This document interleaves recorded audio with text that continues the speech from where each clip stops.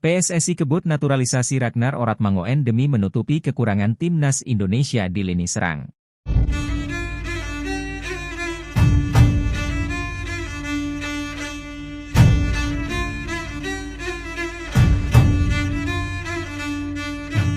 Ketua Umum, Ketum, PSSI Erick Thohir bakal mempercepat proses naturalisasi Ragnar Oratmangoen sebagai warga negara Indonesia.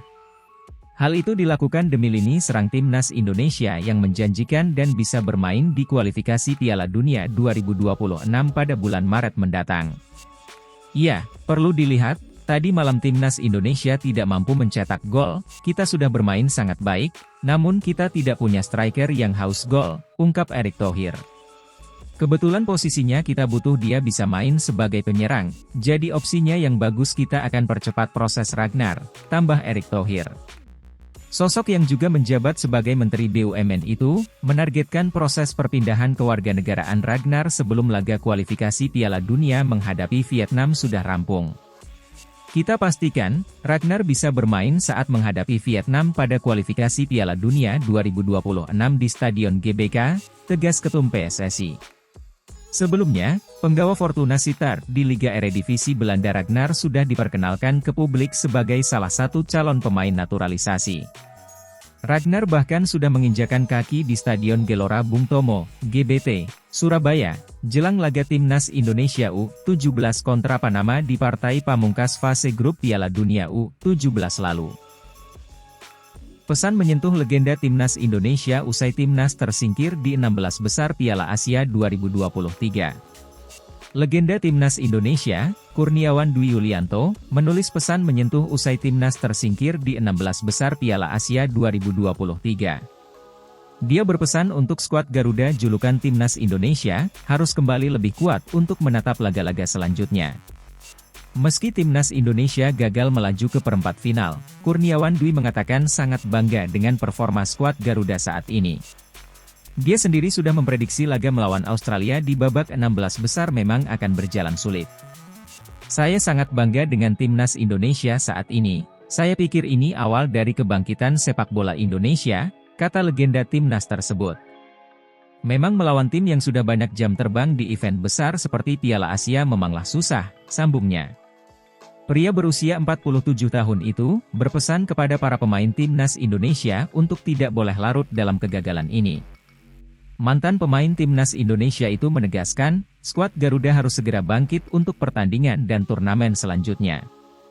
Kalian semua perlu bekerja lebih keras dan kembali lebih kuat untuk menghadapi event selanjutnya, tegas asisten Como FC. Ya, timnas Indonesia resmi tersingkir setelah kalah dari Australia 0-4 di babak 16 besar Piala Asia 2023. Pertandingan itu digelar di Jassim bin Hamad Stadium, Doha, Qatar, pada Minggu 28 Januari 2024. Kekalahan ini tentu menjadi pelajaran berharga untuk perkembangan timnas Indonesia untuk menatap laga-laga selanjutnya. Berikutnya, Shin Tae-yong dan kolega akan langsung mengalihkan fokus ke kualifikasi Piala Dunia 2026 zona Asia. AFC terharu lihat perjuangan timnas Indonesia di Piala Asia 2023, menyenangkan untuk ditonton, terima kasih untuk kenangannya. Konfederasi Sepak Bola Asia, AFC, terharu lihat perjuangan timnas Indonesia di Piala Asia 2023. Mereka pun menulis pesan menyentuh khusus untuk timnas Indonesia. AFC menyebut skuad Garuda julukan timnas Indonesia, berhasil memberikan tontonan yang menyenangkan.